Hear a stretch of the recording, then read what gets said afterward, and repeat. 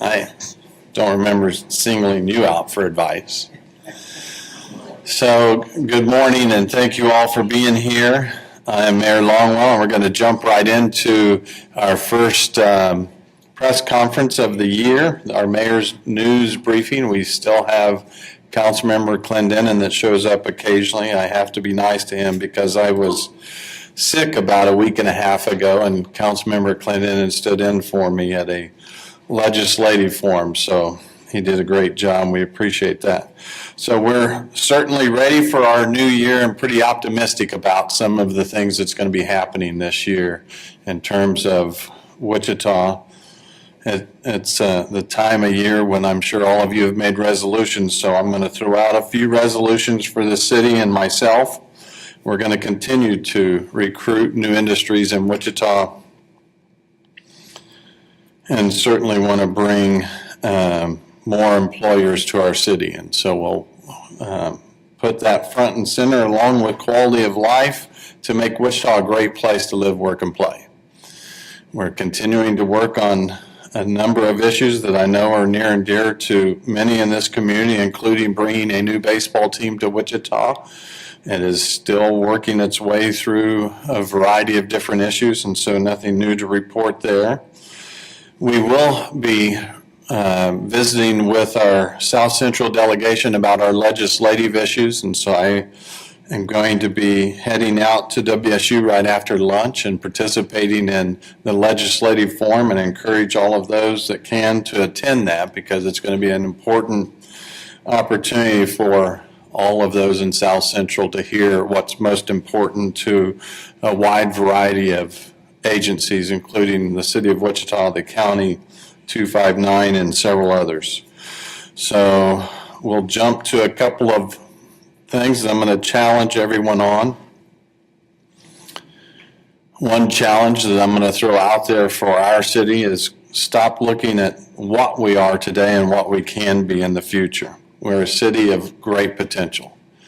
We've said before that we love the moniker Air Capital, but now we believe we're the opportunity capital of the world, and we want to continue that in 2018. Second is to read more, and that's why we have these two wonderful ladies with us this morning. They are here, and this is going to be the year of the new library opening, so we're pretty excited about that. So with the year of the new library opening, it's also going to be the year of reading more. And so we know if people will read, certainly read to your kids, there's numerous benefits that include increased emotional empathy, better test scores, and much more. So to tell us a little bit about that, we have Suzanne Tobias, who is writer with the Eagle, and she's teamed up with our Wichita Public Library to promote her reading initiative called Read ICT. The challenge to inspire others to read more and explore different genres of literature. So Suzanne, I'm going to turn this over to you. Well, thank you so much for having me here. I appreciate it, Mr. Mayor. I love to read. I cover education for the Wichita Eagle, and when I'm out at schools, you hear teachers say all the time, readers are leaders, and you hear that and you say that to your kids, and we love to read to kids, and we know it's good to read to kids, but then when you get to be a grown-up, a lot of us just kind of stop reading, or we don't have time, or there's just so much going on in our lives that we just don't find the time to read. So what I would like to do, what I love to read, and I'm an avid reader, but I want to live in a community where people are talking about books and talking about what they're reading and getting excited about reading books. And I'm also excited about the new library opening too. So thank you so much to the Public Library for partnering with the Eagle and Kansas.com on this project. What we have is a 12 books over 12 months challenge. 12 books may sound like a lot, and it is for most Americans. The average American only reads 4 books a year. But reading a book a month is totally doable. And here's the thing about this challenge. The challenge is 12 books, but if you read 0 books last year, pledge to read 1. If you read 1 book, try to read 2. Just try and read a little bit more. It makes you smarter. You know that. The library has done a wonderful job with with promoting this, there's going to be bookmarks at all the branch libraries that talk about the categories. So the categories, it's not a specific book that we'll be reading each month. It's just 12 categories of books, and you can interpret those however you like. So your 12 books will not be the same as my 12 books that I read this year. Number one is a library book. So we want everyone to get a library card and definitely visit the new library when it opens. And that could be an ebook, an audio book, or, you know, a good old-fashioned book. Category 2 is a detective novel or true crime book. And we have a book about reading or writing, a book set somewhere you've never been, a book recommended or loaned to you by a friend, a book with an animal on the cover, a graphic novel, an essay or short story collection, an author of a different ethnicity than you, a book about a topic in the news, a book published the year you were born. This has been very interesting for me. And a book by an author visiting Wichita in 2018. And we have lots and lots of author events. Last year we had John Grisham here. We had many, many authors. I thought I would, so I challenge you all, encourage you all to do that. We also have, excuse me, a Facebook page where we get anyone who's participating in the challenge or even thinking about participating in it can sign up on Facebook. It's just search hashtag ReadICT Challenge. We're paired up with the library on that. One of my favorite books from last year is a book by Celeste Ng called Little Fires Everywhere. I like to read contemporary fiction, family dramas. This one was really, really good. I highly recommend it. I understand the mayor likes to read self-help type books because he likes to improve his life and become a better person. So we're going to have to find a different suggestion for him. But this one I thought might interest you because Lincoln in the Bardo, this is a novel based on Abraham Lincoln, an actual event where Abraham Lincoln went into his son's tomb and visited him, but then this novel brings up all these souls, lost souls that are in the graveyard talking to him. And both these books were on best of books for 2017, and they're really good. Sarah, the librarian, my Vanna White here, is holding all these books that that meet the different challenge categories. So we have books about reading and writing. We have, what's the Hitchhiker's Guide thing, Sarah? What is that? That is a book I've never been. A place we've never been, outer space. You can interpret this however you like. So if you like sci-fi, a place you've never been could be The Martian or whatever.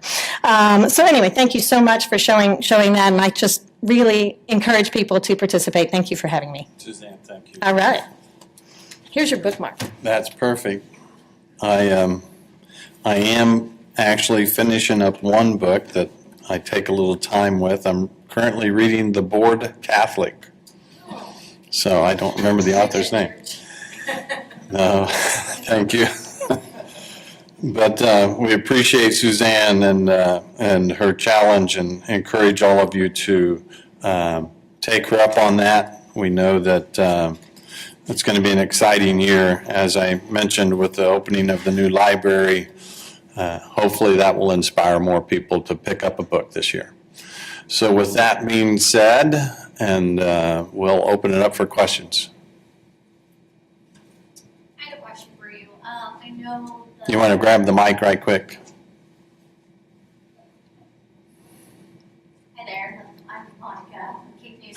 I was wondering if you had any reaction to the letter that was sent to you by the mother whose son was killed last Thursday, by a Wichita police officer. I have a copy for you if you do need one, but I didn't know if you had any reaction or had received the letter. I did receive the letter. Our staff responded to help with the explanation that the case with the release of the body was 100% left up to the coroner, and that's been resolved. And so I think that story, unfortunately, didn't quite have all of the right details in it, and now it's been updated, and the county has actually released the body back to the family. Mayor Longwell, have you reached out to Lisa Finch since receiving this letter? If you haven't, have you? No, staff was able to do that quickly with the understanding of what actually happens in that case, and so they were notified yesterday. And what is is there a discussion between the police department and the city as far as answering some of these questions? I know one of the pieces of information that people are asking is what is the name of this officer who shot at Andrew Finch, is that something the city is working at, releasing that information for the public? So number one, understand that the KBI is heavily involved in an investigation, and we're participating with the KBI in that investigation. And until that investigation reaches a conclusion, there will be very little information that we can pass on, because we don't want to jeopardize any portion of that investigation. Where does the city go from here as far as the letter goes and some of those questions that still haven't been answered for the Well, we'll have a better understanding, and as I mentioned, a big piece of that letter was centered on some misinformation. And so we were able to get the right information back to the mother, and that certainly we believe is helpful, to get the right information back and understanding the process better. But again, we've got to let this investigation work its way through. The reality is the decisions that will come out of that investigation are not our decisions to be made. Many of them will be from the KBI and the district attorney's office. Is there any timeline on when this information might be? I haven't been updated on that.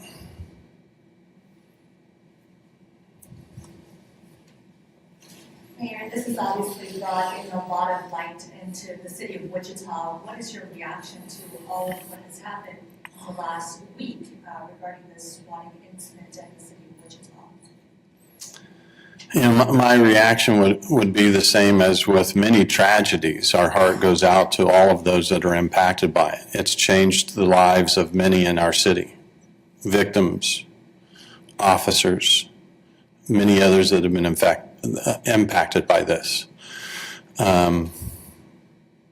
It's a difficult issue that we're all grappling with, and we'll work our way through this as a community. I feel strongly that we have the right people that are working their way through this case, and ultimately I believe that both justice and help will find its way through this process.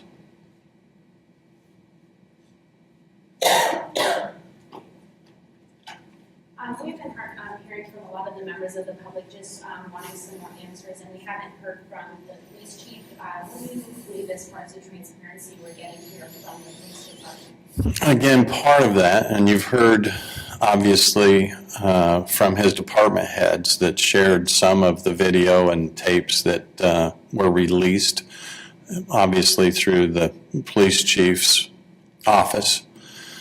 But part of that is honoring the investigation, and that's a difficult thing to work your way through. Again, the KBI and others play an awfully large role in this investigation, and we do not want to interfere with that.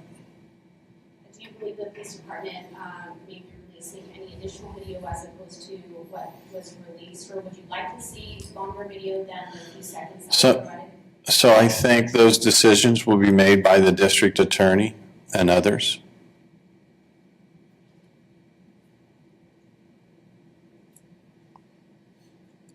Well, thank you all for coming, and appreciate your patience.